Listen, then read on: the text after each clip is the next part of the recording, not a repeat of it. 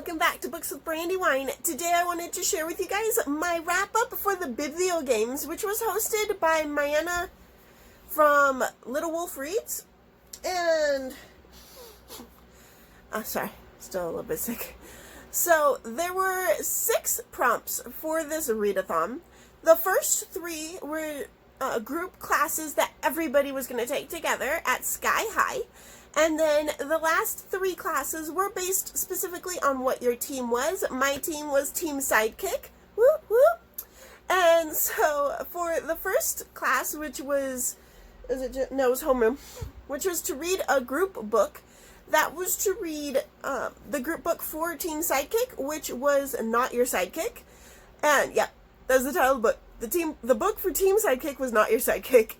And I didn't end up getting to read that at this time. It is a book that is on my future TBR. I really, really want to read it. But since none of the bookstores in my city had it, and I did check all of these bookstores, and I checked Barnes & Noble and some of the independent bookstores, nobody had it. I would have had to order it. And the price between the price of the book and the price of shipping was just more than I wanted to pay right now. So I didn't end up getting that book. I do need to still check and see if my library has it because I really do want to read that series. It sounds really, really interesting, and I can't wait to read it. I think they said the basic premise was like in this world of people, superheroes, there's this one girl who doesn't have any powers, and it's following her adventures. So for the next class was Gym, and that was to read a book that is out of your regular format. And it didn't occur to me until after I was reading the book that they probably meant like physical books, ebooks, audiobooks, and so I read a book that is like a different genre than I would normally read, and that is To All the Boys I've Loved Before by Jenny Han, and this is a contemporary romance YA, which is definitely something I would not normally pick up. I did have this already on my TBR because it sounded really interesting from what people were saying, and I was like really hesitant to read it because I really don't read contemporary. But oh my gosh, I fell in love with this series so instantly. This book is so much fun. So Laura Jean is a junior in high school, and her entire life, whenever she had, like, not a crush, but whenever she fell in love with a boy, she would write him a letter, and she would pour out all of her feelings into that letter, because it would be like the last moment of love for her, and then after she'd write the letter, she would no longer be in love with him. And then she would save that letter and put it in a hat box addressed to the boy that she wrote it to. And she made 5 of these letters, and she had them safe in her hat box. She thought nothing would ever happen to them. And then one day, she finds out that they got sent out, and the boys have been receiving these letters.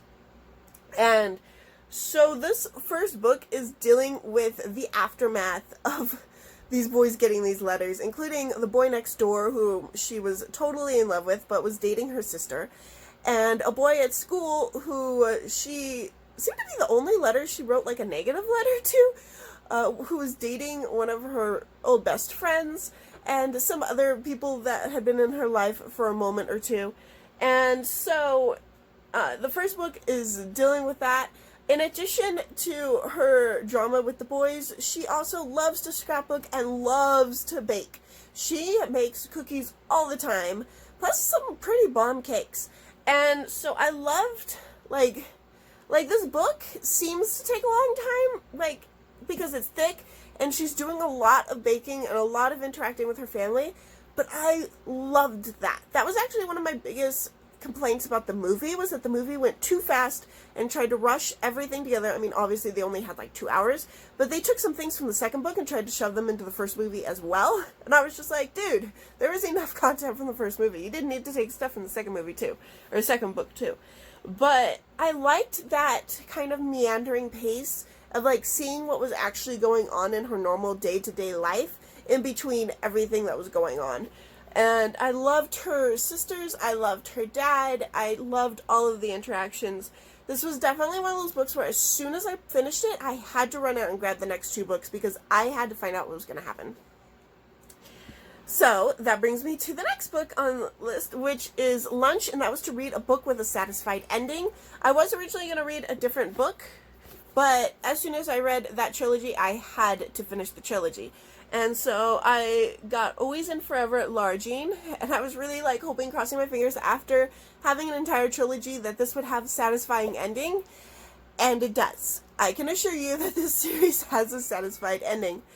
This book takes place in her senior year, and it continues her exploration of trying to learn how to be in a relationship and feeling true love and what to do about it and how to maintain it and how to keep her relationship when stresses around her are starting to really weigh her down. Her decisions about colleges is a huge factor in this.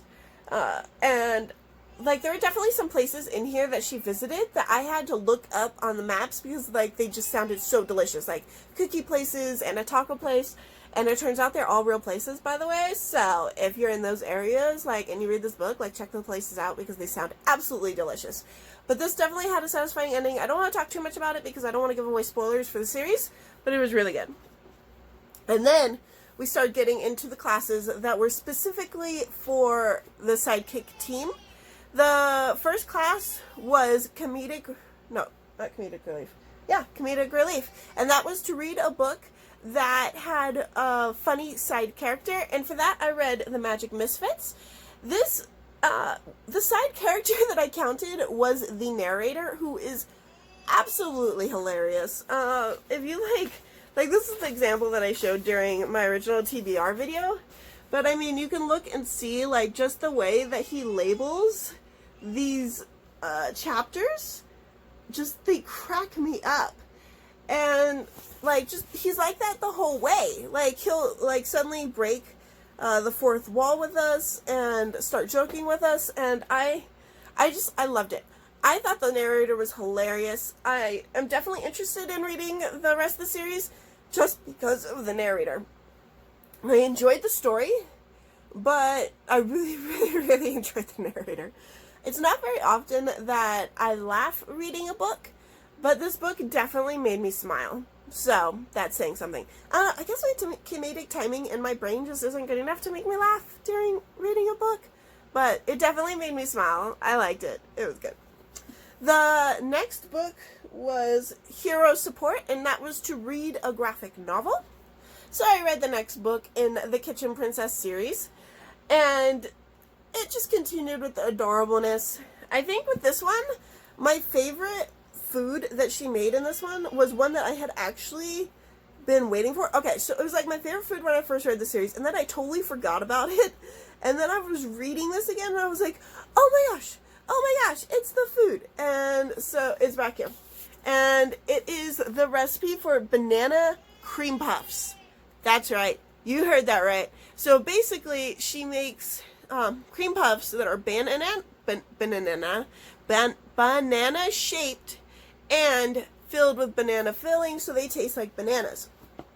And the reason she does this is because there's this little boy that's having trouble back at the orphanage that she lived at, and when she goes back to visit to help out, she meets him, and she decides to make cream puffs that were the favorite thing that she loves to make and had huge memories for her, and bananas are his favorite flavor. And so, of course, it has the intended power that all of her food has, which is to make people feel better. This book did have continue the bullying thing. I thought it would stop after the first book, after the main bully was nullified, I guess you could say. But no, the bullying continues, mostly from that bully's friends. But then also, she joins in again a little bit before she finally puts her foot down. I don't know why. Girls at the school are just so jealous. They just cannot accept that she is awesome and fun and just wants to be friends. Let's see, what other awesome books are in here? There's some really cool books. I mean, not books, foods. Oh, I forgot. I read this book almost a month ago. There's a ghost story in this book. And it's not a scary ghost story. In fact, you don't even realize it's a ghost story until halfway through the story. It's a really sad, make you cry because it's so sweet and breaks your heart ghost story, type of ghost story. So I was definitely not expecting that. I should have known. Mangas always randomly have ghost stories. I don't know why. But yeah. So this book was just as much fun, just as cute as the first book, had just as many cute foods, and it had that random ghost story.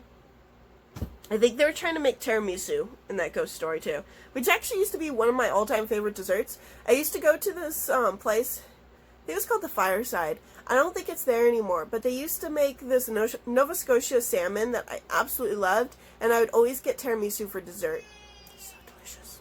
Anyway, and then for the last class for the Team Sidekick was mission strategy, and that was to read a nonfiction, and for that I chose the Radium Girls, because it seemed perfect since so many superheroes are created by overexposure to radioactivity. I thought it would be cool to, cool to read the nonfiction book that talks about the girls who really were overexposed to radioactivity and discusses what actually happened to them.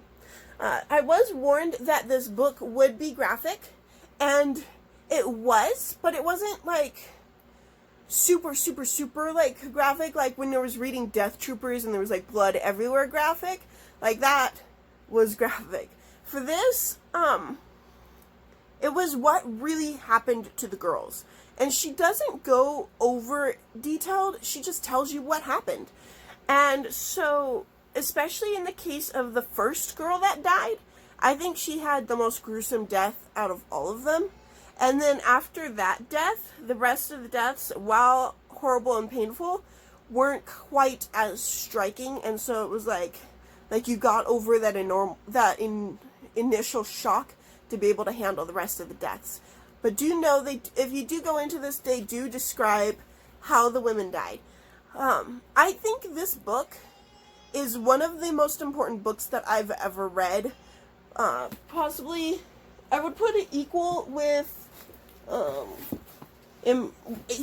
Embracing Defeat, which was the story of Japan in the wake of World War II.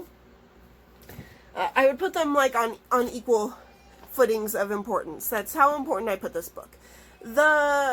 These girls went through so much, and the story starts out when they first got hired for the radium dial companies, and how happy they were, and how young and full of life they were. And then it follows them while they're working for the companies, after some of them leave, because the huge, I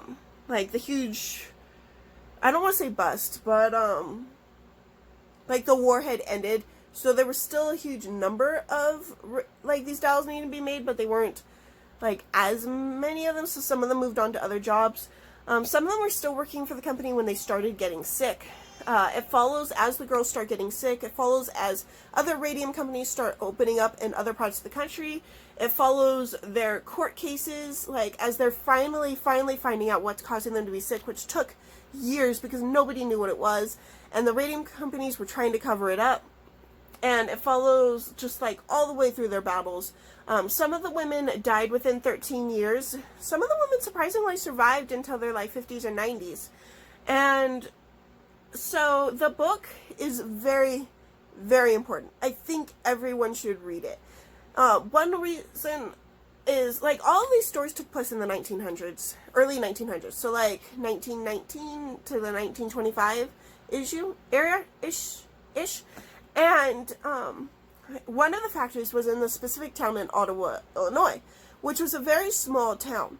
And so when they started charging the radium company with all of these lawsuits about these girls dying, the whole town knew about it. And the town was against them because that company was bringing jobs to this town in the middle of the Great Depression. And so they saw this as a good thing. And so the whole town knew about this. And the whole town knew about the outcome of the women dying and of them winning these court cases. And yet, in 1978, they opened another factory doing the exact same thing in the exact same town, and the girls didn't know why they were getting sick and going home glowing. And so it was like, if that could happen in like this town that was such a small town and knew what was going on and yet still apparently didn't know, and it was able to repeat history, like, it could happen again. Maybe not with radium, but definitely with something else. In the epilogue, they talk about, like, the lasting effects of the Radium Girls, of the laws that they were unable to enact, of the guys that were working on the Manhattan Project, and the whole reason they implemented any of the security features they did was because of the Radium Girls. They talked about even like other diseases that seemed unrelated that were regulated because of them. They talked about how they continued to study the Radium girls all the way through the 80s, I think, when the girls finally started dying. This book was fascinating. It is excellent storytelling, excellent journalism, and I truly believe that everybody should read this book. Go read this book. So those were all the books that were in my Bibliogames readathon wrap-up. I'm really looking forward to all the readathons that are coming up this month, and I will see you guys next time. Bye!